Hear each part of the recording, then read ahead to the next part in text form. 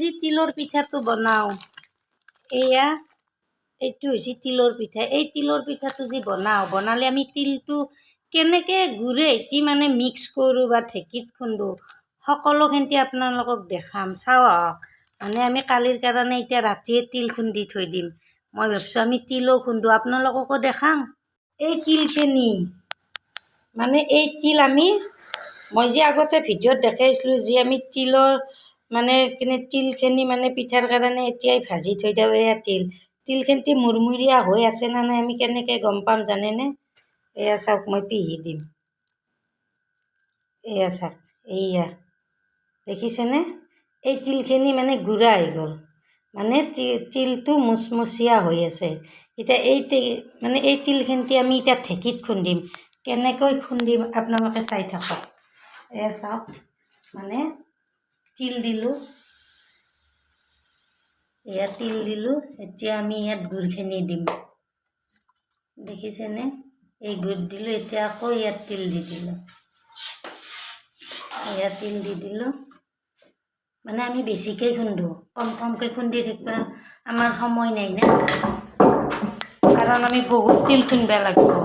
সেইকাৰণে মানে 1 গামলা তিল আমি খুন্দিব লাগিবয়ে। যিহেতু আমি কালিৰ কাৰণে তিলটো এতিয়া ৰাতিয়ে খুন্দি থৈ দিলোঁ। কালি ৰাতিপুৱা মানে সময় নহয় না তিল খুন্দিব।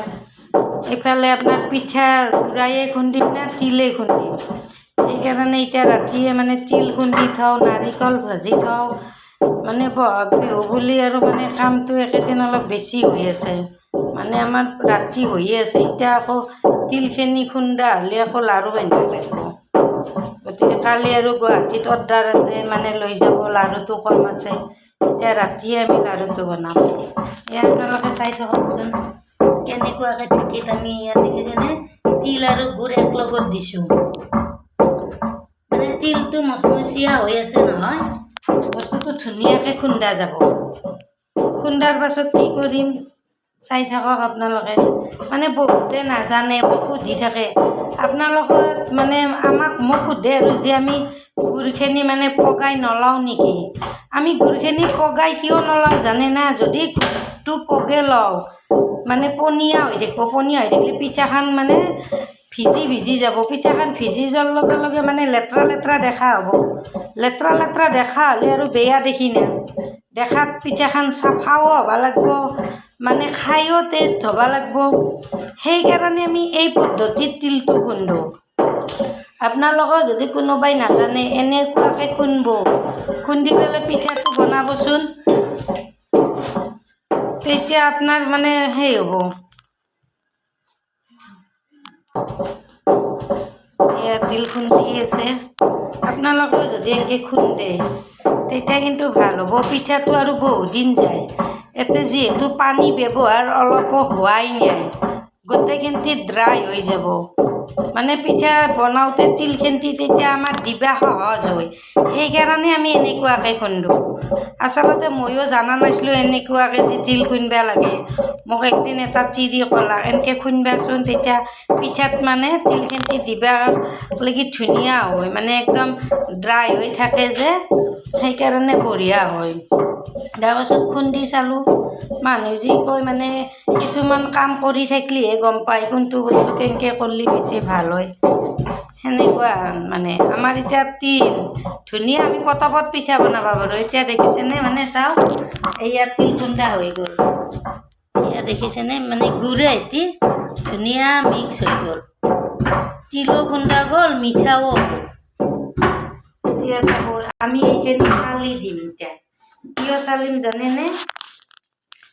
মানে এই বস্তু দেখিছেনে এইটো মাখা হৈ আছে।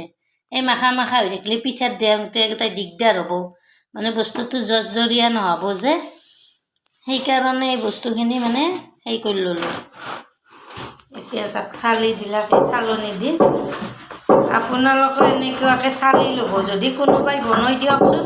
আমি কিন্তু তিল পিঠাটো এনেকৈ বনাওঁ। সেইকাৰণেহে ময়ো যিহেতু কামটো কৰিলোঁ আপোনালোককো দেখালোঁ। মানে আমিনো কেনেকৈ তিলটো ইমান জৰ্জৰীয়া কৰোঁ। মোক কিছুমানে কমেণ্টত সুধিও থাকে আপোনালোকৰ মানে তিলটো কেনেকৈ খুন্দে, কি কৰে, সেইকাৰণে দেখালোঁ। মানে এতিয়া পিঠাত দিবা ধুনীয়া হ'ব এই তিলটো। এই দেখিছেনে এই মাখাবিলাক এইবিলাক থাকিলে কি হয় জানেনে, আমি যিহেতু গুড়াটো কৰাচেদি দিওঁ, আমাৰ গুড়াটো দেওঁতে পাতল হৈ যায়। তেতিয়া আপোনাৰ যদি এই মাখাবিলাক থাকে তেতিয়া আপোনাৰ পিঠাখন উল্টে আনতে ফুটি যাব। সেইকাৰণে আমি এতিয়া চালি ল'লোঁ। চালি লোৱাৰ পাছত এতিয়া ধুনীয়া হৈছে। এতিয়া ইয়াত অলপো মাখা নাই, বঢ়িয়া জৰ্জৰীয়া হ'ব। চালনিখন দাঙি দিয়ক, দেখিছে অলপো নাই। চালনি এখন হৈছে চাউল চালা চালনি। এতিয়া চাওকচোন কি ধুনীয়া হৈ গ'ল। এতিয়া আমি পিঠাত দিবৰ হ'লে কিমান ধুনীয়া হ'ব চাওক। আপোনালোকেও যদি মানে কোনোবাই এনেকুৱাকৈ তিল খুন্দিব পাৰে, তেতিয়া আপোনাৰ পিঠাটো সোনকাল বেয়া নহয়, মানে বহুদিন যাব এই পিঠাটো, বহুদিন ভালে থাকিব।